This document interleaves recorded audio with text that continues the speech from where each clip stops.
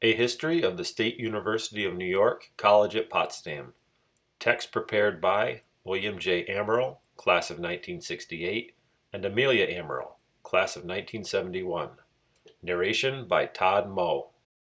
The primary focus of this presentation will be on the people and events that created what became known as SUNY Potsdam. It's the story of the confluence of people and events that created a town from a wilderness and a college from a schoolhouse. The people, whether early settlers or 19th century educators, were pioneers in the true sense of the word. Potsdam's pioneer story begins with the arrival of the land agent Benjamin Raymond in 1803. The town was incorporated in 1806, with the center of town located at the Racket River Falls, where Raymond had his land office. There was a grist mill, sawmill, mechanic shops, and 15 dwellings. It had not been an easy trip for these early settlers to reach their destination. There were two main routes, one from the west through Ogdensburg and the other from the east from Plattsburgh.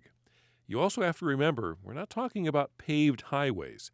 At that time, it took several days to travel through dense forest on a narrow footpath created by Native Americans to get from Plattsburgh or Ogdensburg to what would become the town of Potsdam. Once they arrived, they fashioned log shanties. There was no heat, save a fireplace in sub-zero temperatures, and no running water. These early settlers had to clear land, grow their food, tend livestock, and raise children. In spite of all these hardships, they made the education of their children a priority. Early settlers at this time homeschooled their children, but soon several families began sending their children to the Raymond House to be educated. By 1811, Raymond and others decided that they needed a building for educational and religious services. Therefore, they built a one-story frame schoolhouse on what is now Union Street between present Elm and Main Streets. On March 10, 1812, Reverend James Johnson became the first pastor and teacher. On December 1, 1812, 35 people petitioned the New York State Board of Regents to grant a charter for St. Lawrence Academy. However, plans were interrupted by the War of 1812.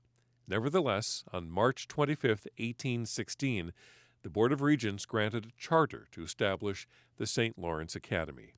In the beginning, St. Lawrence Academy educated students studying in the classical program for college preparation, while educating others who did not plan to go on to college in the English program. Some of the students who went through St. Lawrence Academy were hired to teach in some of the common schools.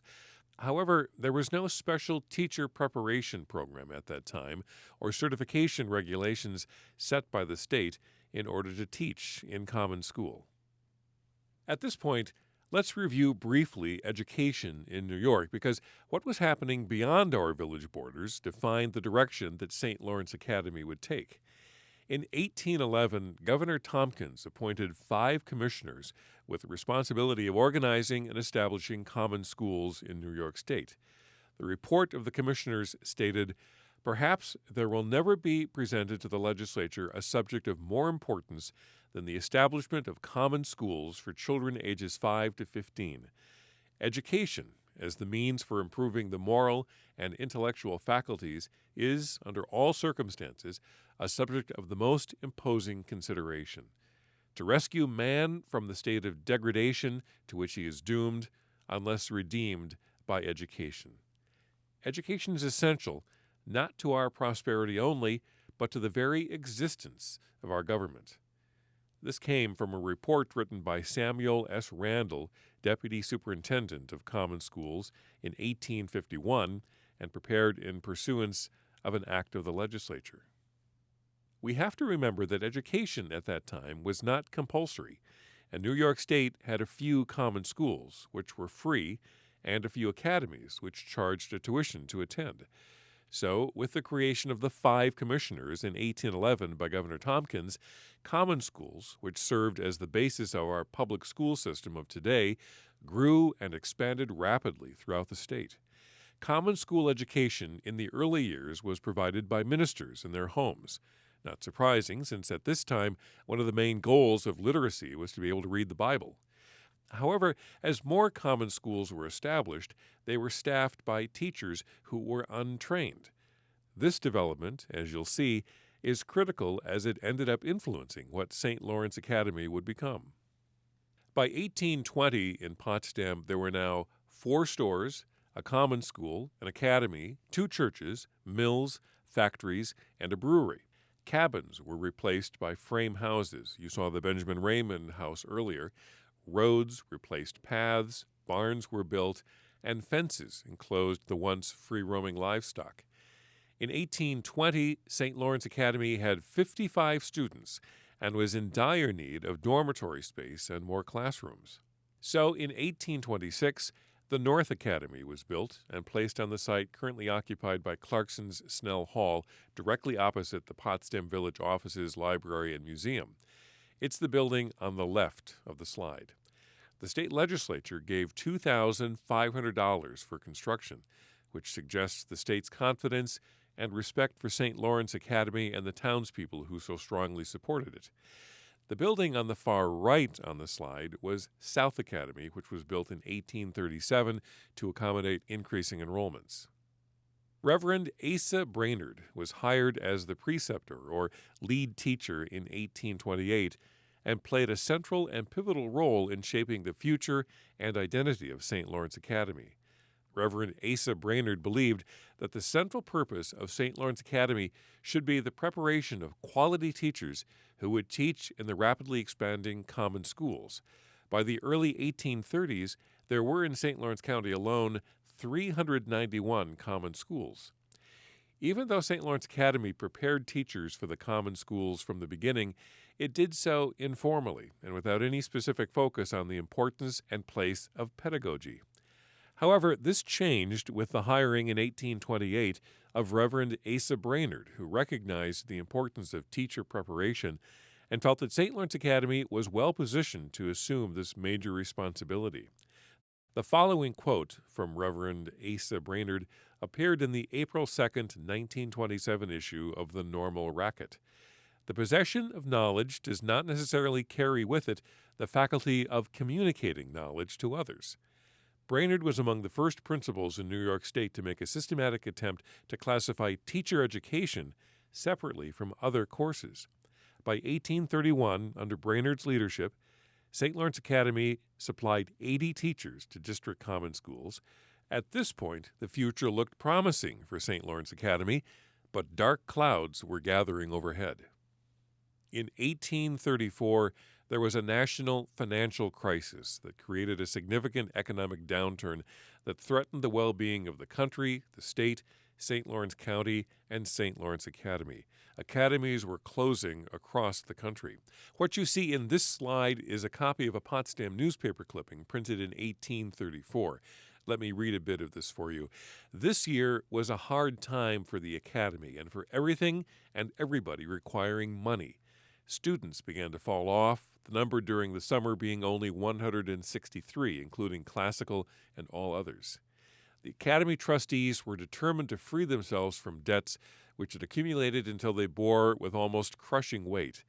They could obtain no credit or extension of time on any of the Academy debts in any other way than by using their individual and not their corporate names.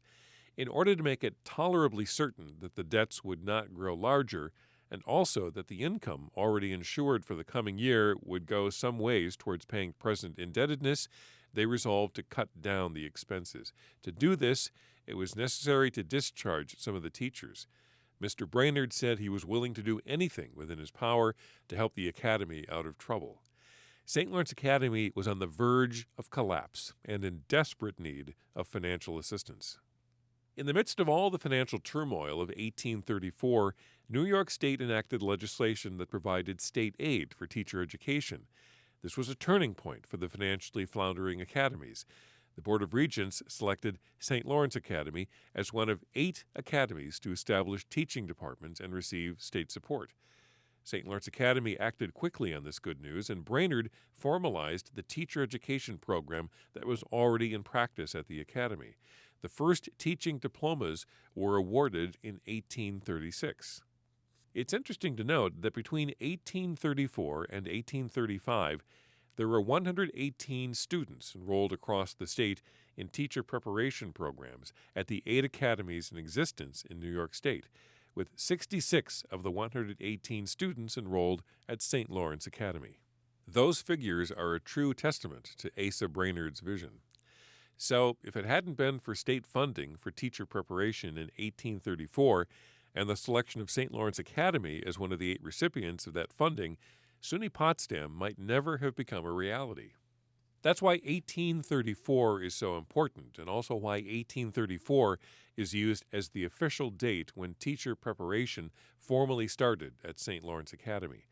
As you can see from the front page of the June 13, 1934 Courier-Freeman, it announces that Potsdam Normal observes triple anniversaries: 100 years of state-supported teacher education, the 100th commencement of Potsdam Normal, and 50 years of public school music training. A new challenge was on the horizon for Potsdam and St. Lawrence Academy. Some in the state felt that teacher departments were secondary to the main purpose of an academy. The normal school philosophy was gaining momentum. In 1844, New York State's first normal school opened in Albany.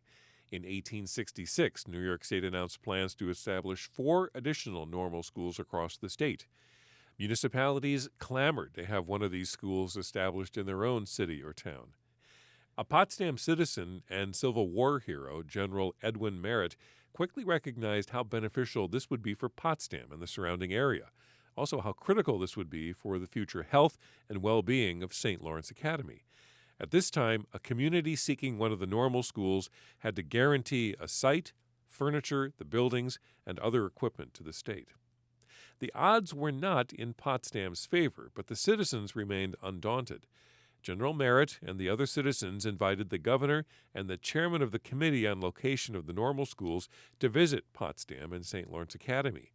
Many festivities were held. Members of the St. Lawrence Academy prepared a detailed account of the Academy's accomplishments in teacher education, and a convocation was held in the chapel where the governor was presented with a bouquet of flowers, and each student at St. Lawrence Academy was introduced to the governor.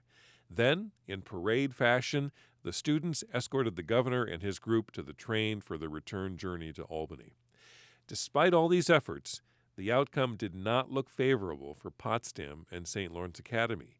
It became clear that the political influence and money of some of the downstate cities might prevail. In a last attempt, General Merritt traveled to Albany and made an impassioned plea to the board stating that if a community met the criteria, then it was the intent of the law and the obligation of the committee to accommodate all parts of the state. He emphasized that it should not be political influence or money that determined the outcome of the decision. General Merritt's arguments prevailed, and the state selected Potsdam as a site for a normal school if the village could raise $22,000, a considerable sum of money at that time. Through the willingness of people to join together, the funds were raised. When the news was announced, the town celebrated. Church bells rang, schools were dismissed, and there was a town-wide celebration, the joining together of people for a common purpose and celebrating community.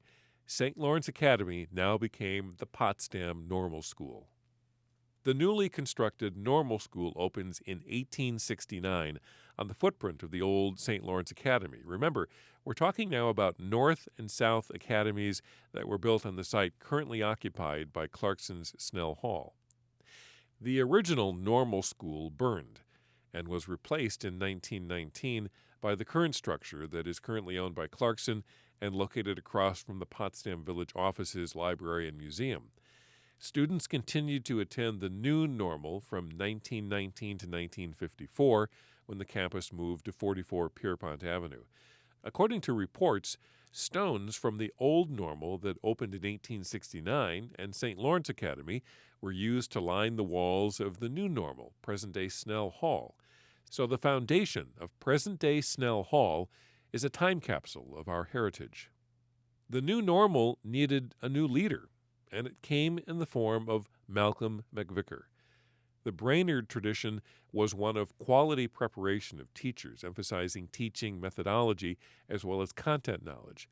McVicker's main responsibility in the new normal school was to establish the curriculum and the practice school. To Brainerd's philosophy, he added the importance of knowledge of the child and society.